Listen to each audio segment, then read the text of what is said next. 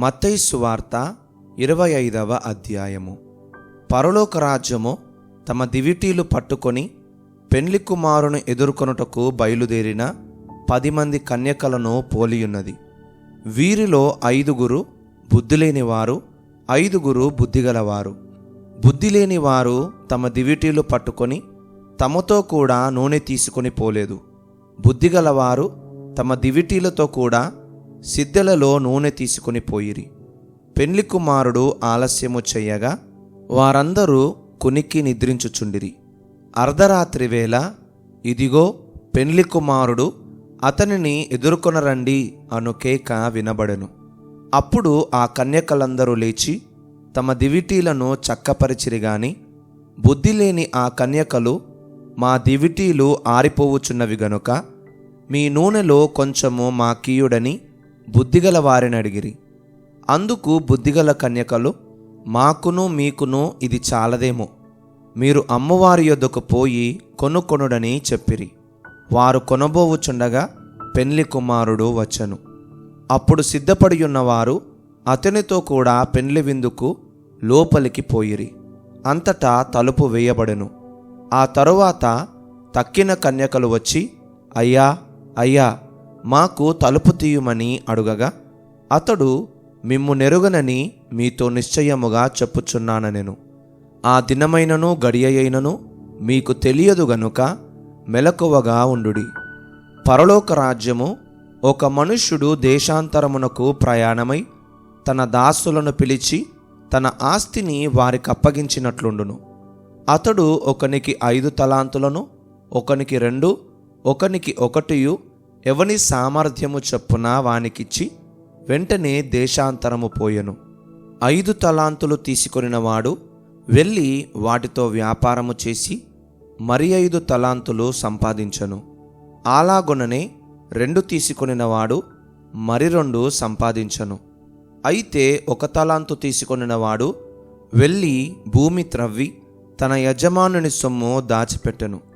బహుకాలమైన తరువాత ఆ దాసుల యజమానుడు వచ్చి వారి యొద్ద లెక్క చూచుకొనెను. అప్పుడు 5 తలాంతులు తీసుకొనినవాడు మరి 5 తలాంతులు తెచ్చి, అయ్యా, నీవు నాకు 5 తలాంతులను అప్పగించితివే, అవియుగాక మరి 5 తలాంతులు సంపాదించితినని చెప్పెను. అతని యజమానుడు, బలా నమ్మకమైన మంచిదాసుడా, నీవు ఈ కొంచెములో నమ్మకముగా ఉంటివి, నిన్ను అనేకమైన వాటి మీద నియమించదను, నీ యజమానుని సంతోషములో పాలు పొందుమని అతనితో చెప్పెను.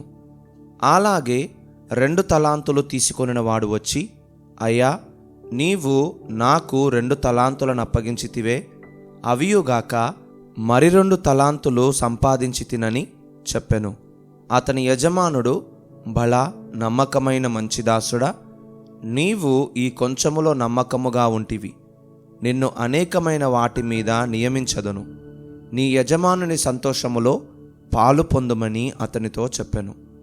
తరువాత 1 తలాంతు తీసుకొనిన వాడును వచ్చి, అయ్యా, నీవు విత్తని చోట కోయువాడవును, చల్లని చోట పంట కూర్చుకొని వాడవునైనా కఠినుడవని నేనెరుగుదును.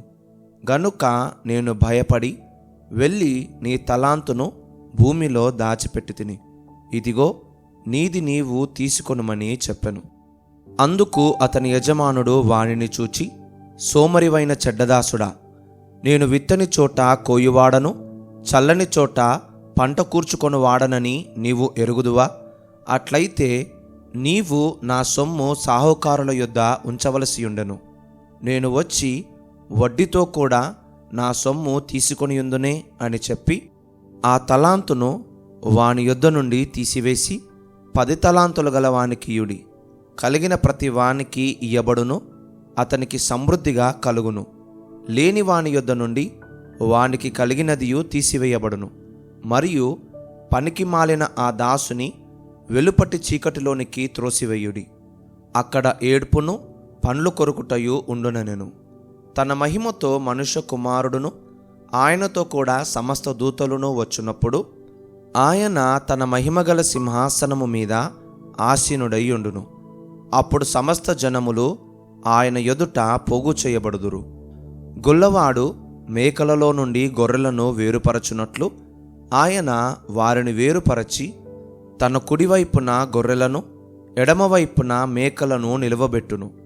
అప్పుడు రాజు తన కుడివైపున ఉన్నవారిని చూచి, నా తండ్రి చేత ఆశీర్వదింపబడిన వారలారా, రండి, లోకము పుట్టినది మొదలుకొని మీ కొరకు సిద్ధపరచబడిన రాజ్యమును స్వతంత్రించుకొనుడి. నేను ఆకలిగొంటిని, మీరు నాకు భోజనము పెట్టితిరి. దప్పిగొంటిని, నాకు దాహమిచ్చితిరి. పరదేశినయ్యుంటిని, నన్ను చేర్చుకొంటిరి. దిగంబరినయ్యుంటిని, నాకు బట్టలిచ్చితిరి. రోగినయ్యుంటిని, నన్ను చూడవచ్చితిరి. చెరసాలలో ఉంటిని, నా యొద్దకు వచ్చితిరని చెప్పును. అందుకు నీతిమంతులు, ప్రభువా, ఎప్పుడు నీవు ఆకలిగొనియుండుట చూచి నీకు ఆహారమిచ్చితిమి? నీవు దప్పిగొనియుండుట చూచి ఎప్పుడు దాహమిచ్చితిమి? ఎప్పుడు పరదేశివయుండుట చూచి నిన్ను చేర్చుకొంటిమి? దిగంబరివయుండుట చూచి బట్టలిచ్చితిమి? ఎప్పుడు రోగివయుండుటయైనను చెరసాలలో ఉండుటయైనను చూచి నీ యొద్దకు వచ్చితిమని ఆయనను అడిగెదరు. అందుకు రాజు, మిక్కిలి అల్పులైన ఈ నా సహోదరులలో ఒకనికి మీరు చేసితిరి గనుక నాకు చేసితిరని నిశ్చయముగా మీతో చెప్పుచున్నానని వారితో అనును. అప్పుడాయన ఎడమవైపున ఉండువారిని చూచి, శపింపబడిన వారలారా, నన్ను విడిచి అపవాదికిని వాని దూతలకును సిద్ధపరచబడిన నిత్యాగ్నిలోనికి పోవుడి. నేను ఆకలిగొంటిని, మీరు నాకు భోజనము పెట్టలేదు. దప్పిగొంటిని, మీరు నాకు దాహమియ్యలేదు. పరదేశినయ్యుంటిని, మీరు నన్ను చేర్చుకొనలేదు. దిగంబరినయ్యుంటిని, మీరు నాకు బట్టలియ్యలేదు. రోగినై చెరసాలలో ఉంటిని, మీరు నన్ను చూడరాలేదని చెప్పును. అందుకు వారును, ప్రభువా, మేమెప్పుడు నీవు ఆకలిగొనియుండుటయేనను, దప్పిగొనియుండుటయేనను, పరదేశివయుండుటయేనను, దిగంబరివయుండుటయేనను, రోగివయుండుటయేనను, చెరసాలలో ఉండుటయేనను చూచి నీకు ఉపచారము చేయకపోతిమని ఆయనను అడిగెదరు. అందుకాయన, మిక్కిలి అల్పులైన వీరిలో ఒకనికైనను మీరు ఈలాగు చెయ్యలేదు గనుక నాకు చెయ్యలేదని మీతో నిశ్చయముగా చెప్పుచున్నానని వారితో అనును. వీరు నిత్య శిక్షకును, నీతిమంతులు నిత్య జీవమునకును పోవుదురు. మత్తయి సువార్త 26వ అధ్యాయము. యేసు ఈ మాటలన్నీ చెప్పి చాలించిన తరువాత జరిగినదేమనగా, ఆయన తన శిష్యులను చూచి, 2 దినములైన పిమ్మట పస్కా పండుగ వచ్చుననియు, అప్పుడు మనుష్య కుమారుడు సిలువ వేయబడుటకై అప్పగింపబడుననియు మీకు తెలియనని చెప్పెను. ఆ సమయమున ప్రధాన యాజకులను ప్రజల పెద్దలను కయప అను ప్రధాన యాజకుని మందిరములోనికి కూడివచ్చి యేసును మాయోపాయము చేత పట్టుకొని చంపవలనని ఏకమై ఆలోచన చేసిరి. అయితే ప్రజలలో అల్లరి కలగకుండునట్లు పండుగలో వద్దని చెప్పుకొనిరి. యేసు బేతనియలో కుష్ఠరోగి అయిన సీమోను ఇంటనున్నప్పుడు ఒక స్త్రీ మిక్కిలి విలువగల అత్తరుబుడ్డి తీసుకొని ఆయన యొద్దకు వచ్చి ఆయన భోజనమునకు కూర్చుండగా దానిని ఆయన తల మీద పోసెను. శిష్యులు చూచి కోపపడి, ఈ నష్టమెందుకు? దీనిని గొప్ప వెలకు అమ్మి బీదలకియ్యవచ్చునే అనిరి. యేసు ఆ సంగతి తెలుసుకొని, ఈ స్త్రీ నా విషయమై యొక్క మంచి కార్యము చేసెను. ఈమెను మీరేలా తొందర పెట్టుచున్నారు? బీదలెల్లప్పుడూ మీతో కూడా ఉన్నారు, గాని నేనెల్లప్పుడూ మీతో కూడా ఉండను. ఈమె ఈ అత్తరు నా శరీరము మీద పోసి నా భూస్థాపన నిమిత్తము దీనిని చేసెను. సర్వలోకమందు ఈ సువార్త ఎక్కడ ప్రకటింపబడునో అక్కడ ఈమె చేసినదియు ఈమె జ్ఞాపకార్థముగా ప్రశంసింపబడునని మీతో నిశ్చయముగా చెప్పుచున్నానని వారితో అనెను. అప్పుడు 12 మందిలో నొకడగు ఇస్కారియోతు యూదా ప్రధాన యాజకుల యొద్దకు వెళ్ళి, నేనాయనను మీకు అప్పగించిన ఎడల నాకేమి ఇత్తురని వారినడిగెను. అందుకు వారు 30 వెండి నాణెములు తూచి వానికి ఇచ్చిరి. వాడప్పటి నుండి ఆయనను అప్పగించుటకు తగిన సమయము కనిపెట్టుచుండెను. పులియని రొట్టెల పండుగలో మొదటి దినమందు శిష్యులు యేసునొద్దకు వచ్చి, పస్కాను భుజించుటకు మేము నీ కొరకు ఎక్కడ సిద్ధపరచగోరుచున్నావని అడిగిరి. అందుకాయన, మీరు పట్టణమందున్న ఫలాని మనుష్యుని యొద్దకు వెళ్ళి, నా కాలము సమీపమయ్యున్నది, నా శిష్యులతో కూడా నీ ఇంట పస్కాను ఆచరించదనని బోధకుడు చెప్పుచున్నాడని అతనితో చెప్పుడనెను. యేసు తమకు ఆజ్ఞాపించిన ప్రకారము శిష్యులు చేసి పస్కాను సిద్ధపరచిరి. సాయంకాలమైనప్పుడు ఆయన 12 మంది శిష్యులతో కూడా భోజనమునకు కూర్చుండెను. వారు భోజనము చెయ్యుచుండగా ఆయన, మీలో ఒకడు నన్ను అప్పగించునని మీతో నిశ్చయముగా చెప్పుచున్నానెను. అందుకు వారు బహు దుఃఖపడి, ప్రతివాడును, ప్రభువా, నేనా అని ఆయనను అడగగా, ఆయన, నాతో కూడా పాత్రలో చెయ్యి ముంచిన వాడెవడో వాడే నన్ను అప్పగించువాడు. మనుష్య కుమారుని గూర్చి వ్రాయబడిన ప్రకారము ఆయన పోవుచున్నాడు గాని, ఎవని చేత మనుష్య కుమారుడు అప్పగింపబడుచున్నాడో ఆ మనుష్యునికి శ్రమ. ఆ మనుష్యుడు పుట్టియుండని ఎడల వానికి మేలని చెప్పెను. ఆయనను అప్పగించిన యూదా, బోధకుడా, నేనా అని అడుగగా ఆయన, నీవన్నట్టే అనెను. వారు భోజనము చెయ్యుచుండగా యేసు ఒక రొట్టె పట్టుకొని దానిని ఆశీర్వదించి విరిచి తన శిష్యులకిచ్చి, మీరు తీసుకొని తినుడి, ఇది నా శరీరమని చెప్పెను. మరియు ఆయన గిన్నె పట్టుకొని కృతజ్ఞతాస్తుతులు చెల్లించి వారికిచ్చి, దీనిలోనిది మీరందరూ త్రాగుడి, ఇది నా రక్తము, అనగా పాప క్షమాపణ నిమిత్తము అనేకుల కొరకు చిందింపబడుచున్న నిబంధన రక్తము. నా తండ్రి రాజ్యములో మీతో కూడా నేను ఈ ద్రాక్షారసము క్రొత్తదిగా త్రాగు దినము వరకు ఇకను దాని త్రాగనని మీతో చెప్పుచున్నానెను. అంతటా వారు కీర్తన పాడి ఒలీవల కొండకు వెళ్ళిరి. అప్పుడు యేసు వారిని చూచి, ఈ రాత్రి మీరందరూ నా విషయమై అభ్యంతరపడెదరు. ఏలయనగా గొర్రెల కాపరిని కొట్టుదును, మందలోని గొర్రెలు చెదరిపోవును అని వ్రాయబడి ఉన్నది గదా. నేను లేచిన తరువాత మీకంటే ముందుగా గలిలయకు వెళ్ళెదనెను. అందుకు పేతురు, నీ విషయమై అందరూ అభ్యంతరపడినను నేను ఎప్పుడునూ అభ్యంతరపడనని ఆయనతో చెప్పగా, యేసు అతని చూచి, ఈ రాత్రి కోడి కూయక మునుపే నీవు నన్ను ఎరుగనని ముమ్మారు చెప్పెదవని నీతో నిశ్చయముగా చెప్పుచున్నానెను. పేతురు ఆయనను చూచి, నేను నీతో కూడా చావవలసి వచ్చినను నిన్ను ఎరుగనని చెప్పననెను. అదే ప్రకారము శిష్యులందరూ అనిరి.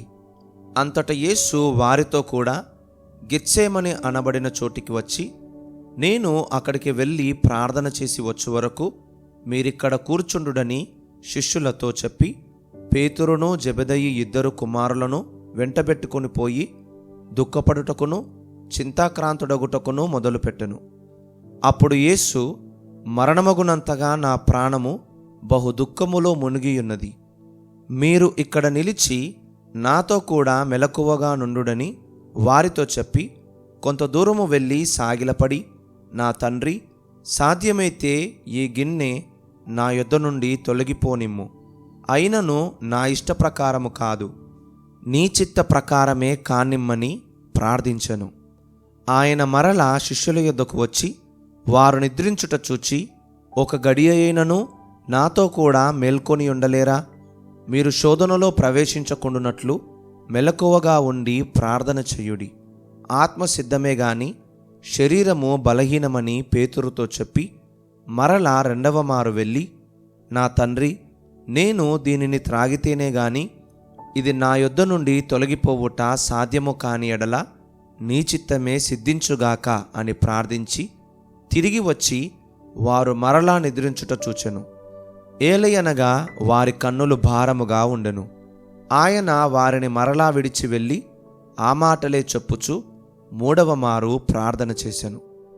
అప్పుడాయన తన శిష్యుల యొద్దకు వచ్చి, ఇక నిద్రపోయి అలసట తీర్చుకునుడి, ఇదిగో ఆ గడియ వచ్చియున్నది, మనుష్య కుమారుడు పాపుల చేతికి అప్పగింపబడుచున్నాడు, లెండి వెళ్ళుదము, ఇదిగో నన్ను అప్పగించువాడు సమీపించియున్నాడని వారితో చెప్పెను.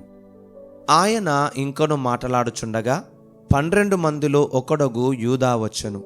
వానితో కూడా బహుజనసమూహము కత్తులు గుదియలు పట్టుకొని ప్రధాన యాజకుల యొద్ద నుండి ప్రజల పెద్దల యొద్ద నుండి వచ్చెను. ఆయనను అప్పగించువాడు నేనెవరిని ముద్దు పెట్టుకొందునో ఆయనే యేసు. ఆయనను పట్టుకొనుడని వారికి గుర్తు చెప్పి వెంటనే యేసునొద్దకు వచ్చి, బోధకుడా, నీకు శుభమని చెప్పి ఆయనను ముద్దు పెట్టుకొనెను. యేసు, చెలికాడా, నీవు చేయవచ్చినది చెయ్యుమని అతనితో చెప్పగా, వారు దగ్గరకు వచ్చి ఆయన మీద పడి ఆయనను పట్టుకొనిరి. ఇదిగో, యేసుతో కూడా ఉన్నవారిలో ఒకడు చెయ్యి చాచి కత్తి దూసి ప్రధాన యాజకుని దాసుని కొట్టి వాని చెవి తెగనరికెను. యేసు, నీ కత్తి వరలో తిరిగి పెట్టుము. కత్తి పట్టుకొను వారందరూ కత్తి చేతనే నశింతురు. ఈ సమయమున నేను నా తండ్రిని వేడుకొనలేననియు, వేడుకొనిన ఎడల ఆయన 12 సేనా వ్యూహముల కంటే ఎక్కువ మంది దూతలను ఇప్పుడే నాకు పంపడనియు నీవనుకొనుచున్నావా? నేను వేడుకొనిన ఎడల ఈలాగు జరగవలనని లేఖనము ఏలాగు నెరవేరునని అతనితో చెప్పెను. ఆ గడియలోనే యేసు జనసమూహములను చూచి, బందిపోటు దొంగ మీదికి వచ్చినట్టు కత్తులతోనూ గుదియలతోనూ నన్ను పట్టుకొన వచ్చితిరా? నేను అనుదినము దేవాలయములో కూర్చుండి బోధించుచున్నప్పుడు మీరు నన్ను పట్టుకొనలేదు. అయితే ప్రవక్తల లేఖనములు నెరవేరునట్లు ఇదంతయు జరిగనని చెప్పెను. అప్పుడు శిష్యులందరూ ఆయనను విడిచి పారిపోయిరి. యేసును పట్టుకొనిన వారు ప్రధాన యాజకుడైన కయప యొద్దకు ఆయనను తీసుకుని పోగా, అక్కడ శాస్త్రులను పెద్దలను కూడియుండిరి. పేతురు ప్రధాన యాజకుని ఇంటి ముంగిటి వరకు ఆయనను దూరము నుండి వెంబడించి లోపలికి పోయి, దీని అంతమేమవునో చూడవలనని బంట్రౌతులతో కూడా కూర్చుండెను. ప్రధాన యాజకులను మహాసభ వారందరూ యేసును చంపవలనని ఆయనకు విరోధముగా అబద్ధ సాక్ష్యము వెదకుచుండిరి. కాని అబద్ధ సాక్షులు అనేకులు వచ్చినను సాక్ష్యమేమియూ దొరకలేదు. తుదకు 2 మనుషులు వచ్చి, వీడు దేవాలయమును పడగొట్టి 3 దినములలో దానిని కట్టగలనని చెప్పెననిరి. ప్రధాన యాజకుడు లేచి, నీవు ఉత్తరమేమియో చెప్పవా? వీరు నీ మీద పలుకుచున్న సాక్ష్యమేమని అడుగగా యేసు ఊరకుండెను. అందుకు ప్రధాన యాజకుడు ఆయనను చూచి, నీవు దేవుని కుమారుడవైన క్రీస్తువైతే ఆ మాట మాతో చెప్పుమని జీవము గల దేవుని తోడని నీకు ఆనబెట్టుచున్నానెను. అందుకు యేసు, నీవన్నట్టే, ఇది మొదలుకొని మనుష్య కుమారుడు సర్వశక్తుని కుడిపార్శ్వమున కూర్చుండుటయు ఆకాశ మేఘారూఢుడై వచ్చుటయు మీరు చూతురని చెప్పగా, ప్రధాన యాజకుడు తన వస్త్రము చింపుకొని, వీడు దేవదూషణ చేసెను, మనకిక సాక్షులతో పని ఏమి? ఇదిగో ఈ దూషణ మీరిప్పుడు విన్నారు, మీకేమి తోచుచున్నదని అడిగెను. అందుకు వారు, వీడు మరణమునకు పాత్రుడనిరి. అప్పుడు వారు ఆయన ముఖము మీద ఉమ్మివేసి ఆయనను గుద్దిరి.